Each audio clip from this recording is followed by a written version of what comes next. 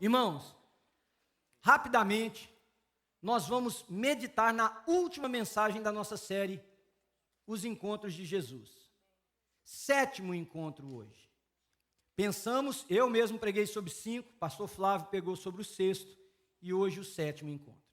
O texto está em João, capítulo de número 1, versículos 12 e 13, que diz assim as Sagradas Escrituras: contudo, aos que o receberam, aos que creram em seu nome, deu-lhes o direito de se tornarem filhos de Deus. Notem que João é claro, dizer que se tornar filho de Deus não é questão de opção, não é eu que grito, quem grita mais alto, quem isso, quem aquilo, nada. Esse direito me é outorgado, esse direito me é conferido, eu me torno filho de Deus, você se torna filho de Deus por um direito que foi exercido sobre nós. Nós chamamos isso na teologia de justificação. Jesus Cristo morreu em meu lugar, em seu lugar, e nos deu o direito de agora, reconhecendo a sua morte como sendo a nossa morte substitutiva, nós agora nos tornamos filhos de Deus. Versículo 13, aos quais não nasceram por descendência natural, não é porque é filho de crente, não é por descendência natural, nem pela vontade da carne, não é porque você vem à igreja, não é porque você dá dinheiro à igreja, não é porque você serve à igreja, não tem nada a ver com isso, nem pela vontade de algum homem, mas nasceram de Deus. Eu fiz uma enquete no programa Pare e Pense e falei assim, porque eu estava muito empolgado em repartir essa mensagem, embora eu vou repartir em 15, 20 minutos máximo. E eu perguntei para a minha audiência, que encontro será esse? Porque nós já falamos de 6 encontros, que encontro será esse? E aí uns responderam, é o encontro de Jesus com Pilatos, o outro falou, é o encontro de Jesus com a mulher samaritana, porque eu não havia falado ainda da mulher samaritana, o outro é o encontro de Jesus com aquele jovem rico, que decidiu ficar com as suas próprias posses, e eles foram falando, mas um ouvinte disse assim, eu acho que é o encontro de Jesus com cada um de nós. Parece que a mulher leu minha mente. Parece que ela leu minha mente. É o encontro de Jesus com cada um de nós. Porque hoje o encontro é o encontro de Jesus comigo. Diga, o encontro de Jesus comigo. Eu levei o nosso grupo aqui da igreja para visitar o Museu do Holocausto em Jerusalém. E se as pessoas que estão aqui se lembram, nós passamos por um momento, aliás, ontem alguém falava sobre isso ainda, que era uma espécie de um corredor escuro, um zigue-zague escuro, paredes pretas. E quando você entrava naquele lugar, havia várias vozes de criança que você começava a ouvir. Crianças cantando, crianças falando em línguas diferentes, significando a origem étnica delas e tal. E à medida que elas falavam, naquele lugar escuro, negro, acendia-se pequenas luzes nas paredes e no teto, iam acendendo luzes nas paredes e nos tetos, e as crianças falando, e se você não sabe o que está acontecendo, você até acha que legal, voz de criança, cantos de criança, só que quando você chega no final, toda essa parede, todo o teto está repleto de estrelas, que foram as luzes que foram se acendendo, fica tudo tampado de estrela, e aí quando você vai sair daquele ambiente, uma voz diz assim, essas são todas as crianças que foram executadas durante o Holocausto. Aí, queridos, aquilo dá um impacto no seu coração, aquilo cria um aperto na sua alma, porque você entende que aquele túnel, aquele ambiente, aquela encenação tem a ver com vidas, e de que pela misericórdia de Deus, nós não vivemos aquele período, fomos isentos disso. Mas bem que poderia ser a história dos nossos filhos. Bem que poderia ser a nossa história. E aí um amigo meu visitou um outro museu do Holocausto, e ele estava me contando que o que mais chamou a atenção dele é que ele também entrou num túnel como esse, num corredor. Só que esse corredor estava repleto de molduras, de imagens, de fotografia, de um lado e do outro da parede.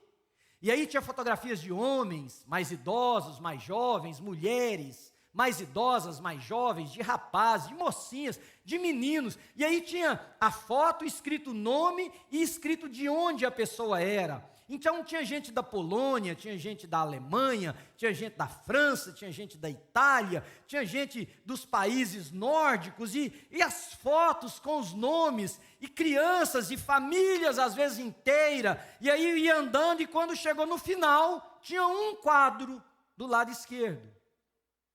Mas esse quadro você não enxergava, a não ser que você se voltasse para ele. Então você vinha vendo todos esses quadros, e quando você chegava ali, você tinha que fazer isso para ver aquele quadro. Mas naquele quadro não tinha uma foto.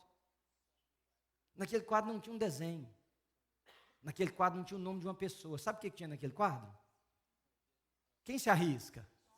Tinha um espelho. E você se via.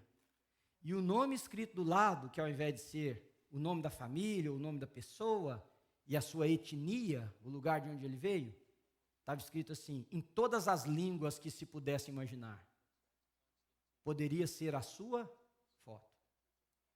Poderia ser a sua foto. Durante os 6 encontros que eu preguei aqui, eu não sei se você pensou como a maioria de nós pensa com relação a esses eventos da vida. A gente pensa que é distante. A gente pensa que não tem nada a ver conosco, não vai chegar a nós. Dificilmente, quando a gente vê alguém sofrendo, a gente sente empatia. Por quê? A gente sente empatia por causa do próprio coração, mas a empatia, pelo que eu estou dizendo, é raro. Eu sinto empatia pela dor dessa pessoa, porque bem que poderia ser eu. Quando você vê alguém desesperado na vida, você se entrega no auxílio àquele desespero, porque você diz assim, poderia ser eu. Uma vez uma mulher aqui, ela não está mais na nossa igreja, muitos anos atrás, no início da igreja, onde eu me desdobrava para fazer de tudo, corria, e a ajuda era pouca, nós não tínhamos uma estrutura como nós temos hoje, sempre tivemos irmãos que nos ajudam, mas a coisa pastoral era muito, muito, muito pesada, e um dia eu fui atender uma menininha de 12 anos de idade, e aí a mãe dela disse assim para mim, pastor, a mãe dela chorando, falou, pastor, com tudo que você tem que fazer, você parou para vir conversar com a minha filha que tem 12 anos. Por quê?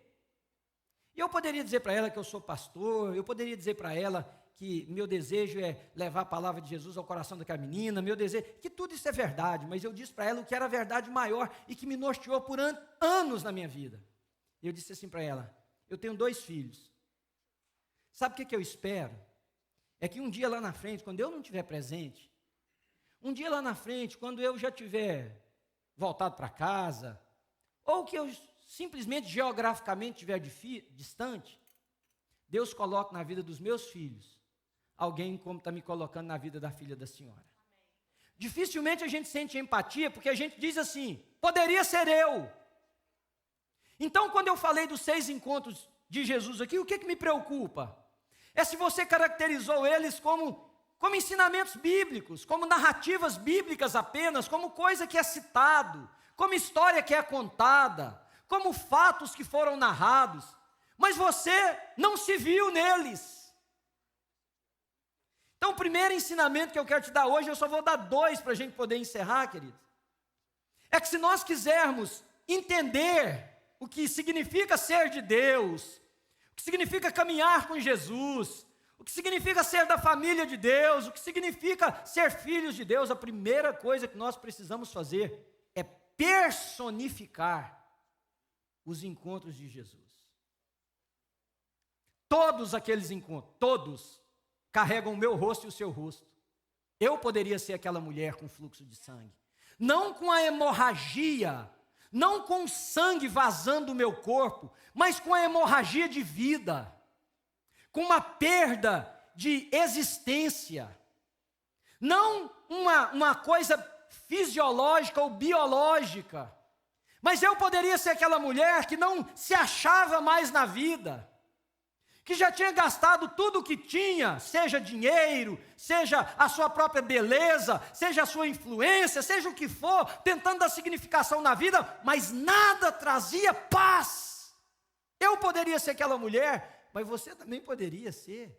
O encontro de Jesus com aquela mulher também é um encontro de Jesus comigo, que um dia passou pela história da minha vida, e eu espero tenha passado pela história da sua vida, e curou uma hemorragia, estancou um fluxo, deu vida, mudou a realidade, apontou um outro caminho.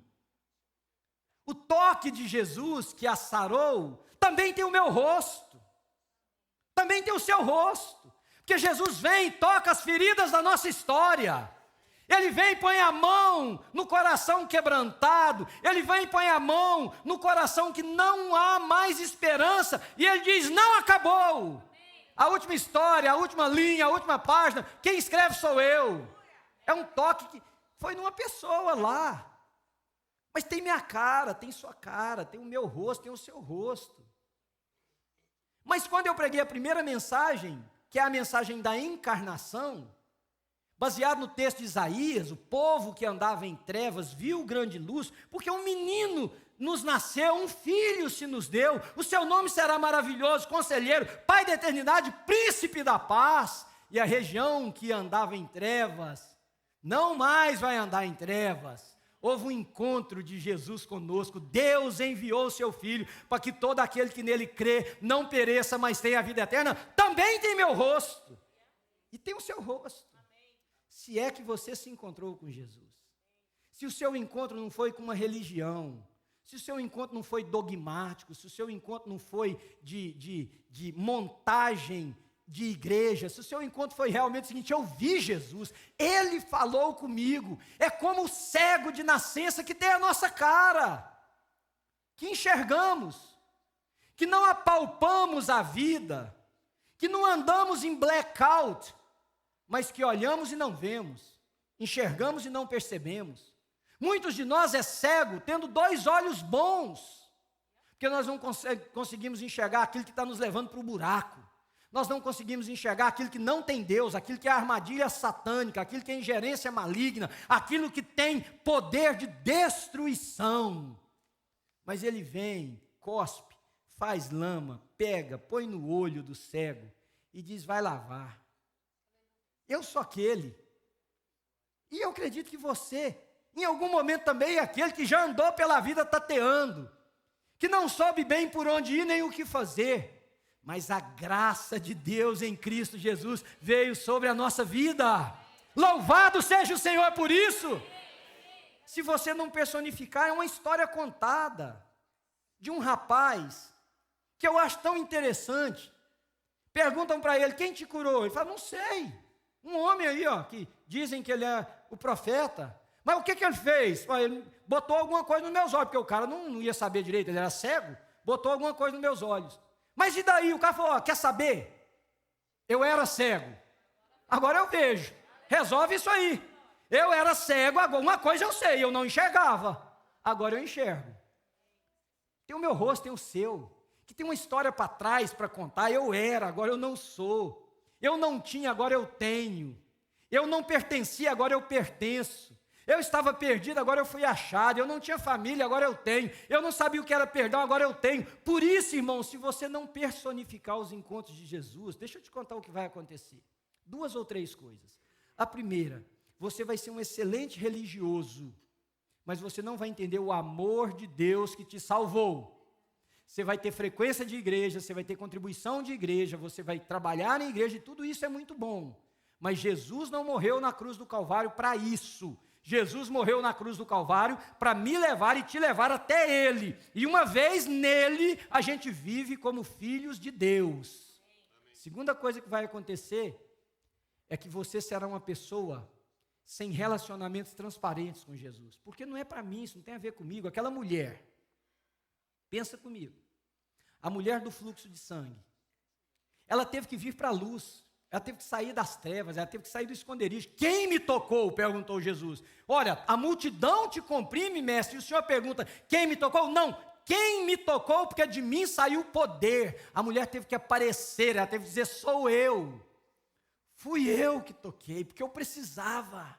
Foi eu que toquei, porque tem um vazamento de sangue, que eu já gastei tudo, a minha vida não tem significado, minha saúde desceu pelo ralo da vida. Foi eu. É preciso vir à tona. A mulher samaritana, lá no poço, que Jesus dialoga com ela e fala assim: mulher, vai chamar seu marido. Ela diz: eu não tenho, porque não era legítimo. E Jesus disse assim: você falou a verdade, porque você já teve vários relacionamentos frustrados, homens que não deram certo, e agora o que você tem não é seu. Se você não pôr o seu rosto nesse diálogo, você vai achar que Jesus estava falando com uma mulher prostituta. Não, Jesus está falando comigo e com você, que burlamos a vida, que fantasiamos a vida, que mudamos a vida e que não temos coragem de assumir. Onde estamos? Não é meu esse homem. E não pensa em homem que vai para a cama com você, não. Pensa em homem no estado existencial, uma situação que não é sua, que você precisa vir para a luz e dizer: Jesus, isso aqui não é meu. Porque Jesus vai falar para você: Manuel, Paulo, Maria, Pedro, qualquer um, isso. Aí você precisa dizer: é verdade. Se você não personalizar o encontro, é história de igreja, é pastor pregando, é mais uma mensagem. É algo que não tem nada a ver comigo. Tem a ver com a sua prisão na prostituição, tem a ver com a sua prisão na pornografia, tem a ver com a sua prisão na mentira, tem a ver com a sua prisão numa vida dupla, tem a ver com a sua prisão por trás da religião. Quando ele se encontra com a gente, nós precisamos dizer: sou eu, Zaqueu. Jesus foi na casa de Zaqueu quando eu falei de restauração. Eu estou lá no rosto daquele homem, você está lá naquela casa. Quando ele entende o encontro com Jesus, o ponto é este, irmãos. Será que você entende que Jesus está se encontrando com você?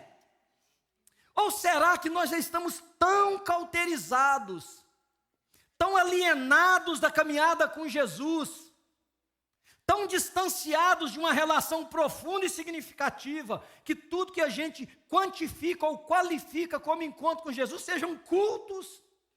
Porque quando Jesus vai à casa de Zaqueu, a Bíblia não diz que Jesus disse assim: Zaqueu, eu estou escutando da turma aí que você está roubando, hein? Você está pegando o que não te pertence, você está metendo a mão no dinheiro dos outros. Não, a Bíblia não diz nada disso. Diz que quando Jesus entrou, sentou à mesa, gente para todo lado, Zaqueu disse: Senhor, se eu tenho defraudado alguém, eu vou devolver 4 vezes mais. E eu vou pegar metade do que eu tenho, e eu vou entregar para fazer o bem para os outros. Se você não personificar, se você não traduzir esses encontros na sua vida, você não vai conseguir dar o passo que eu vou te falar agora. Você pode ler a Bíblia, talvez você vai encontrar uma coisa que eu não encontrei e eu quero muito aprender com você, se esse for o caso. Todos os encontros de Jesus, todos, vira para a pessoa que está do seu lado e diz assim: todos os encontros de Jesus, não é brincadeira, diz mesmo. Todos os encontros de Jesus. Olha para mim, você que ninguém falou para você, ou que você ficou durinho ou durinha e não quis ouvir o que eu estava falando para você. Eu vou falar, eu vou ser essa pessoa, tá? Todos os encontros de Jesus exigiram uma coisa. Quem arrisca? O que foi? Não. Decisão. Todos os encontros de Jesus. Todos. Pensa, cada um deles. O jovem rico decidiu. A mulher samaritana decidiu. O cego de nascença decidiu. O cara era cego. Botaram uma coisa pastosa aqui nos meus olhos. E um homem me disse: vai lavar lá no tanque e você vai voltar. Ele decidiu crer que aquela lama tinha um poder sobrenatural para lhe devolver a vista, porque ele não sabia quem era aquele. Ele creu que aquela voz que falou com ele tinha poder de curá-lo. E ele decidiu ir. A mulher samaritana no poço decidiu falar a verdade. Vai pegando qualquer um dos nossos encontros. Os discípulos decidiram deixar as redes. Os discípulos decidiram fechar a companhia que eles tinham de pesca. Decidiram abandonar o que faziam e seguir Jesus. O jovem rico decidiu também. Só que ele fez uma decisão negativa. Quando Jesus disse para ele assim, ele chegou para Jesus e disse: mestre, o que farei para herdar a vida eterna? Jesus disse assim: sabe os mandamentos? Todos. E desde criança os tenho guardado. Desde criança os tenho guardado. Aí o Senhor Jesus olhou para ele e disse assim: mas uma coisa te falta. Vai, vende o que você tem, pega os seus bens, dá aos pobres e vem e me segue. Ele decidiu. Ele decidiu não vender. Ele decidiu não doar. Ele decidiu não dar. Não é que Jesus é marxista e quer que a gente pegue o que tem e vai. Não, me ouça, por favor. Jesus sempre, sempre, sempre, sempre vai tocar, vai colocar o dedo naquilo que diferencia, naquilo que impede, naquilo que não permite o senhorio dele ser inteiro sobre a nossa vida. E daquele rapaz era só isso. No seu caso pode ser uma mulher, um homem, no seu caso pode ser uma posição financeira, no seu caso pode ser amigos, no seu caso pode ser um modelo mental que você guardou, no seu caso pode ser uma ferida, eu não sei o que é, não é só grana, não tem a ver com monetização, é porque ele tinha uma âncora, ele tinha uma coisa que o segurava, o quê? No dinheiro, e Jesus disse, você quer a vida eterna? Larga e vem, talvez Jesus até daria mais para ele, eu não sei, mas ele tinha que romper, para poder vir. E ele decidiu não romper. Eu me lembro de uma jovem que eu aconselhei uma vez, muitos anos. Eu lembro do rosto dela, mas eu não lembro do rosto, eu lembro do ambiente. Eu lembro de tudo que estava acontecendo. Nós estávamos lá na igrejinha. E ela veio para falar comigo antes do culto um pouquinho, sentamos numa sala, e eu sabia da história, e ela sentou assim e falou assim, o que o senhor vai me falar sobre isso? Ela estava tendo um caso com um homem que era casado. E eu disse assim para ela, o que você acha que eu vou te falar?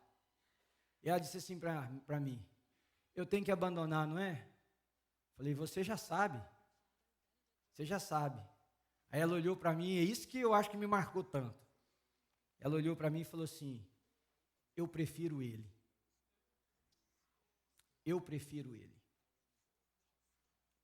Aí eu perguntei para ela, mais que Jesus? E ela me disse assim, eu prefiro ele. Levantou, me deu um abraço, foi a última vez que eu a vi. Nunca mais a vi. Mas isso marcou minha vida. Por quê? Porque quando Jesus tem um encontro comigo, não existe aqui nesse auditório quem não está tomando uma decisão e quem não vai tomar uma decisão do encontro que Jesus está tendo com você hoje. Você pode dizer, não quero ouvir, você pode dizer, esse homem é chato, você pode dizer, esse lugar não é bom, você pode dizer, eu estou doida para sair daqui, você pode dizer qualquer coisa. Tudo isso é decisão. Tudo isso é decisão. Como você pode dizer, e no primeiro encontro nosso aqui, 6 pessoas disseram, eu quero Jesus na minha vida. Eu quero Jesus na minha vida. Você precisa tomar uma decisão diante desse encontro com Jesus. A decisão sua pode ser completamente diferente da decisão minha e ela pode significar coisas diferentes para diferentes pessoas aqui, porque diferentes pessoas estão vivendo diferentes momentos da vida. Mas quando Jesus fala, ele fala com cada um de nós de forma tão pessoal que a minha situação completamente diferente da situação desse irmão aqui, eu ouço a mesma voz que se adequa à minha e ele ouve a que se adequa a ele. Eu preciso tomar uma decisão. Ele precisa tomar uma decisão. As decisões são muito diferentes. Alguns vão dizer o seguinte, eu preciso tomar a decisão de como aquele jovem rico cortar esse laço. Alguns vão ter que tomar a decisão de como a mulher samaritana falar a verdade. Alguns vão ter que se expor, como a mulher com fluxo de sangue. Outros vão ter que crer no impossível, como o cego de nascença. Alguns vão ter que abandonar algumas coisas, como os discípulos fizeram. Alguns vão ter que dizer o seguinte, minha decisão é de Jesus entrar na minha vida hoje. Minha decisão é de Jesus entrar na minha vida hoje. Eu tinha planejado a gente encher essa frente aqui com pessoas, mas por causa da dinâmica nossa aqui hoje nós não podemos. Mas eu quero te fazer uma pergunta, olhando nos seus olhos, olhando assim para você, porque tem uma outra coisa que talvez você vai me ensinar na Bíblia. Até onde eu me lembro, todos os encontros de Jesus foram públicos. A gente hoje tem uma coisa de ser politicamente correto. As coisas vão... Viu o que ela falou para mim aquela hora? No private, Jesus teve encontros públicos. Ah, pastor, mas o da mulher lá no poço foi um encontro só entre ele e Jesus. Você lembra o que aconteceu no final? A turma chegou. Todo mundo chegou e falou, o que é essa mulher que está fazendo aqui? Que você está batendo papo com essa mulher? Blá, blá, blá, aquela coisa. Então eu não tenho vergonha de fazer público. Porque tem uma coisa, queridos, quando Jesus se encontra com uma pessoa que entende que se encontrou com Jesus, essa pessoa, ela passa por cima de qualquer coisa, porque ela diz o seguinte: Senhor, eu quero mais é te conhecer. Então eu não sei, eu não conheço a nossa audiência toda, mas se tem alguém aqui nessa manhã que quer dizer assim, eu quero Jesus, e aconteceu uma coisa tão bonita no primeiro culto, que uma pessoa me apresentou uma visitante que trouxe, e ali embaixo no corredor, eu estendi a mão, agradeci ela ter vindo na igreja, ela foi a primeira pessoa que levantou a mão, nunca tinha entrado na igreja evangélica. Então eu quero te perguntar aqui, tem alguém aqui hoje de manhã, que precisa decidir o seguinte: minha vida tem que ser de Jesus?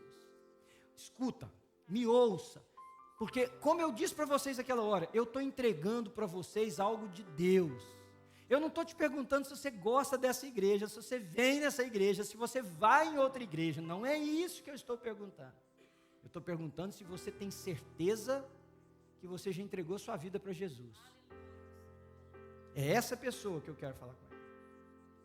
Tem alguém aqui que quer dizer nessa manhã: Senhor, eu quero te dar a minha vida? Você levanta uma das suas mãos para mim. Eu quero entregar a minha vida ao Senhor. Tem alguém aqui, agora de manhã, que quer dizer, quer falar isso para Jesus? Senhor, eu quero te dar. A minha decisão nessa manhã é o seguinte: eu quero te entregar a minha vida, Senhor. Eu quero te entregar. O que isso significa? É entre você e Jesus. Eu não estou falando de igreja. Amém, querido. Louvado seja Deus pela sua vida. Tem mais alguém, queridos? Amém. Louvado seja Deus pela sua vida, querida. Mais alguém, querido? Eu quero entregar. Opa, louvado seja Deus. Deus abençoe você. Eu quero entregar minha vida para Jesus. Eu não estou falando de igreja. Igreja vai ficar boa se você tiver entregado sua vida para Jesus, caminhar com Jesus, andar com Jesus. Você vai resolver sua questão com Jesus. Hoje o que você está dizendo é o seguinte: minha decisão é: eu vou entregar minha vida para Jesus. O que vai acontecer depois disso é entre eu e Ele, onde Ele vai te pôr. Se for aqui, maravilha, queremos te ensinar a palavra de Deus, andar com você. Louvado seja Deus pela vida de vocês. Vamos fazer uma oração. Eu queria que você, ainda tem mais desafios, mas eu queria que você que levantou sua mão, tá? Vocês 5 que levantaram a mão, faz uma oração comigo, diga assim: Senhor Jesus, eu te recebo como Senhor da minha vida. Eu entrego ao Senhor a minha vida. Eu peço perdão pelos meus pecados. E eu confesso que o Senhor é o Senhor da minha vida. Me recebe, Senhor, no número dos teus filhos. No nome de Jesus, amém.